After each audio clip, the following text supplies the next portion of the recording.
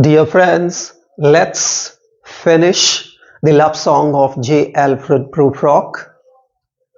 I shall wear with flannel trousers and walk upon the beach. So see, the romantic Prufrock is now here planning to wear flannel trousers. Why? Because people in 1920s wore flannel trousers. Wearing flannel trousers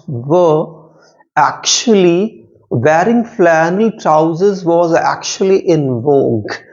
At the time, this poem was written, because you know that this poem was probably written in 1911, 12 or 13, 14 around, and published in 1917.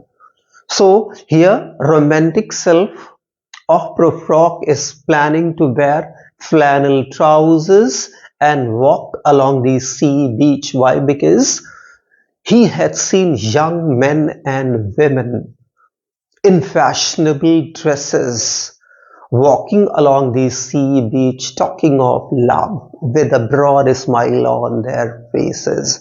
So he thinks that he'll also wear flannel trousers and walk along the beach, and these all he will do to look young and handsome and smart.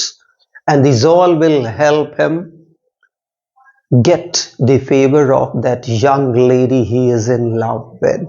So see how this Prufrock is getting romantic.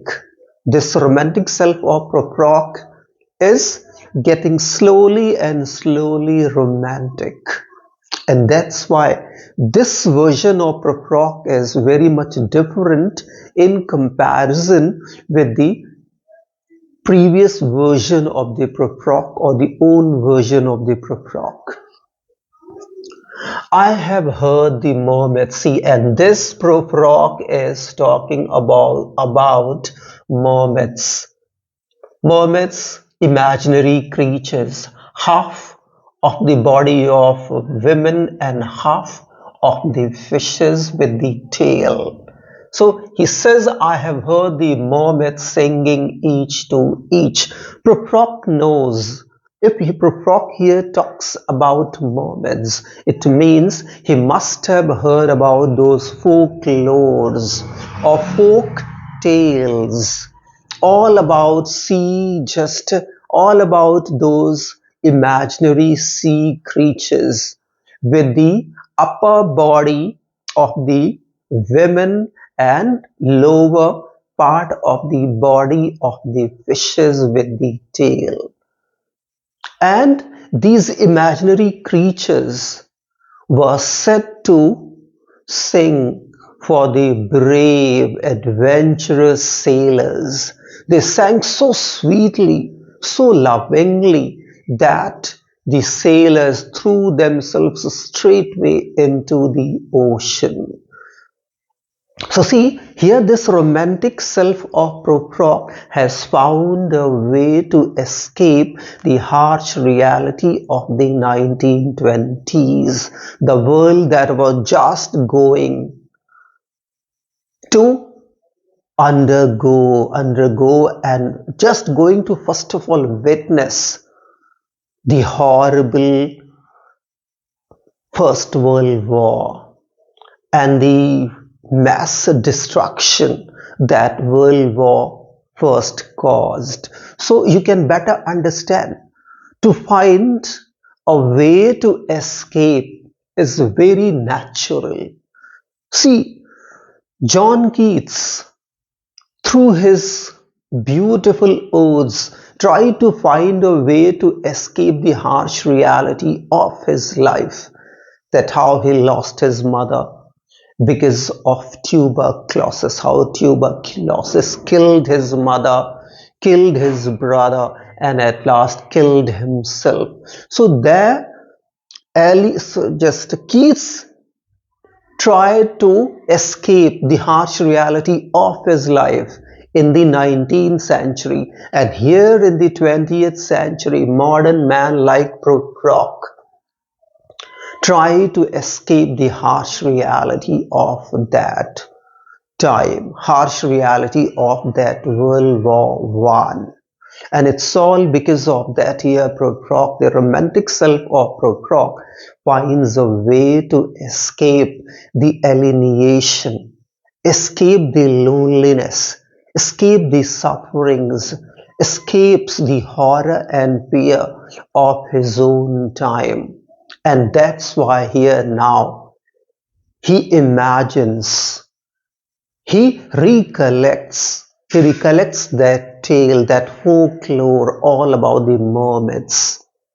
And now here he says that he has been to the world of the mermaids. And why does he want to escape this real world to that unreal world? To escape the sufferings, to escape the alienation, to escape the loneliness, to escape the boredom, to escape the insecurity of this modern world, or of that modern world of that time. So he says, I have heard the mermaids singing each to each. I don't think, but see here at once the real self of Prufrock comes and says, I don't think that they will sing to me. So at once here he gives a what? He retorts his just romantic self, saying that no, mermaids will not sing to me. Mermaids sang to those brave people, sang to those adventurous sailors, and neither I am brave, nor heroic, nor adventurous. I have no heroic qualities in me. I'm not significant at all. I'm absolutely insignificant. He says, since I am a common man, an ordinary man with all my ordinariness, is it possible for those mermaids to sing for me? No. And at once he finds himself in this harsh real world. He tries to escape this real world, but at once he realizes that not possible. But again in the next lines of the poem, again he speaks all about that. See what? I have seen them riding seaward on the waves. He says that he has seen the mermaids moving on the current, or moving on the top of the waves of the sea, combing the white hair of the waves, blown black. So he says that he has seen the mermaids riding on the waves of the seas, and the waves working on their hair, making their black hair white because of the foam, that foam that the sea or the waves produce.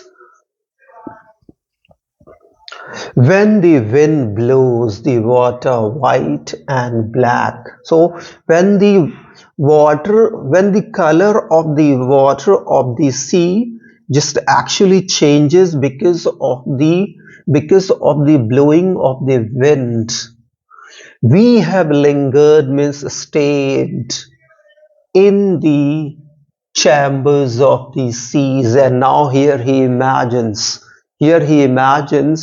says that he had been to the world of the mermaids, and at present he imagines himself to be in the world of the mermaids, down there probably on the bottom of the ocean, and staying there. At present he imagines himself in the world of the mermaids, down deep in the ocean. and resting in their chambers, in their rooms. But very soon, see, he won't be able to escape the human voices. The harsh reality of this modern world will pull him back from the world of the mermaids into this real world full of sufferings and complications and difficulties. So see, we have lingered in the chambers of the sea by sea girls wreathed with seaweed, red and brown. So now here Prufrock imagines himself to be in the world of the mermaids down deep in the some part of the ocean, where he sees beautiful just mermaids or beautiful girls with their just hair decorated he sees beautiful girls and he sees their hair decorated with different color just blooms of the ocean or different color flowers of the sea. See, he's far away. He has escaped this real world full of hardships, full of alienation and sufferings. But how long? He has failed to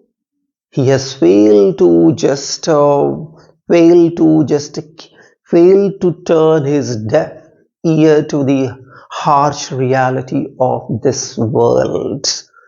Though he has gone far away from this harsh reality by the power of his own imagination, but very soon the harsh